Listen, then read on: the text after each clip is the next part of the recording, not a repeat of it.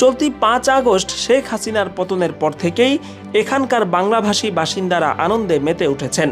বাংলাভাষী এসব মানুষ জানিয়েছেন, 50 বছর ধরে পাকিস্তানে বসবাস করলেও তাদের শেকড় যেহেতু বাংলাদেশে, সে কারণে এদেশের মানুষের এই বিজয় তাদেরকেও গভীরভাবে স্পর্শ করেছে। সব মিলিয়ে বাংলাদেশের ছাত্র জনতার বিপ্লব এখন বাংলাদেশের মধ্যে সীমাবদ্ধ নেই।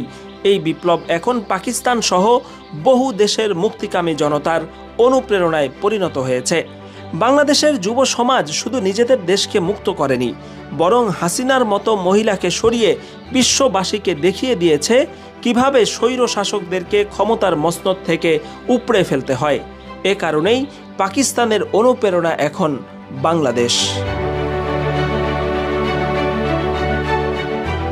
শাকিল আনোয়ার, আন্তর্জাতিক ডেস্ক, MBA টাইমস।